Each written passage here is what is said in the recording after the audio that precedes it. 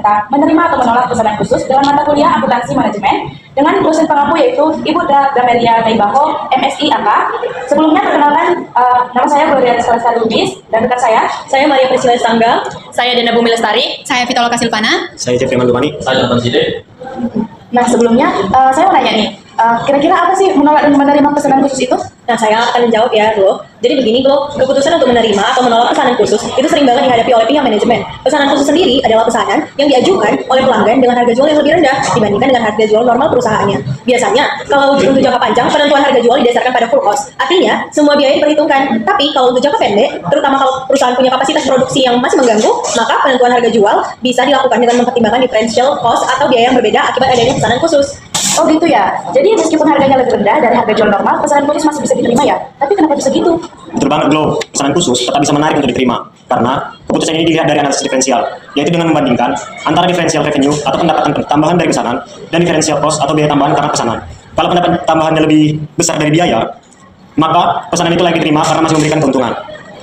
Tapi perlu diingat, harga jual hasil analisis ini hanya berlaku untuk jangka pendek, bukan untuk kegiatan reguler perusahaan dari jangka panjang. Oh, jadi intinya keputusan penerimaan pesanan khusus itu nggak cuma lihat harga jual lebih rendah atau enggak ya? Tapi juga harus lihat apakah secara diferensial perusahaan tetap untungnya gitu ya? Nah, tepat banget. Soal pesanan khusus masih bisa menutup biaya, variabel, dan memberi tambahan laba, keputusan untuk menerimanya bisa dianggap menguntungkan. Nah, contoh soalnya yaitu PT Sejahtera memproduksi ikat pinggang dalam pabrik yang berkapasitas 1.500 satuan per tahun. Untuk tahun anggaran 2020, perusahaan merencanakan agar memproduksi dan menjual produk tersebut sebanyak 1.000 pieces dengan harga jual sebesar Rp5.000 per pieces. Anggaran biaya untuk tahun tersebut sebagai berikut.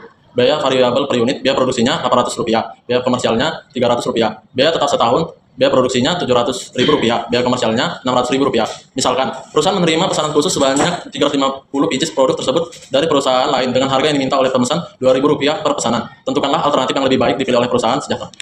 Oh gitu ya. Jadi di dalam contoh soal ini kayaknya kita harus menentukan ada 4 yang perlu kita tetapkan. Yang pertama itu kita harus menentukan masalah. Yang kedua identifikasi alternatif pilihan. Sama yang ketiga itu pengumpulan informasi yang relevan dan kita memberikan keputusan untuk yang bisa diambil oleh perusahaan nantinya. Nah, dari keempat langkah tadi, langkah pertama yang kita lakukan yaitu menentukan masalah. Di sini, PT Sejahtera sedang mempertimbangkan pesanan khusus sebanyak 350 pieces ikat pinggang dengan harga jual Rp2.000 yang lebih rendah dari harga jual normal yaitu Rp5.000. Sedangkan perusahaan ini memiliki kapasitas mengangkut sebanyak 500 pieces dari produksi normal sebanyak 1.000 pieces. Langkah yang kedua yang kita lakukan yaitu identifikasi alternatif pilihan. Alternatif A yaitu menolak pesanan khusus dan alternatif B yaitu menerima pesanan khusus. Nah, langkah ketiga akan dijelaskan oleh rekan saya yaitu Gloria. Baik teman-teman, kita akan membahas yang poin yang kedua yaitu pengumpulan informasi yang relevan. Jadi untuk data yang harus dibacakan Jonathan tadi kan, di sini kita ketahui bahwa penjualan dalam kapasitas normal itu ada 1.000 pieces dikali dengan harga normalnya Rp5.000.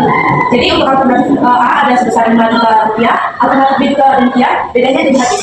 Di sini ada penjualan dengan pesanan khusus ada 350 dengan harga Rp2.000. Di alternatif A itu kosong, di alternatif B dia ada 700.000 dan bedanya ada 700.000. Untuk beban variabelnya pada pesanan kapasitas normal ada 1.000 dikali dengan biayanya yaitu 1.100. Untuk alternatif A dia ada 1.100.000 dan alternatif B juga ada 1.100. Nah, untuk beban variabel pada pesanan khusus ada 350 dikali dengan 1.100. Jadi untuk alternatif B dia 385.000, di bedanya juga ada 385.000.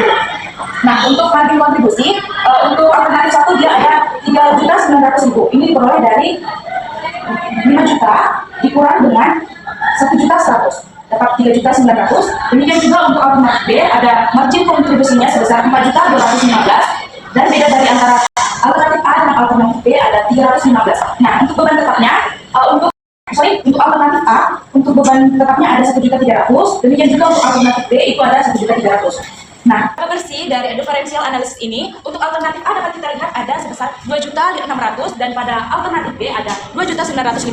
Jadi selisih antara alternatif A dan alternatif B ini ada sebesar 300.000. Lebih tinggi alternatif B ya, 2.915. Jadi, tahap keempat yaitu keputusan. Maka dari soal tersebut, alternatif yang lebih baik dipilih oleh PT Sejahtera adalah alternatif yang B, menerima pesanan khusus karena memberi laba yang lebih tinggi sebesar 2.915.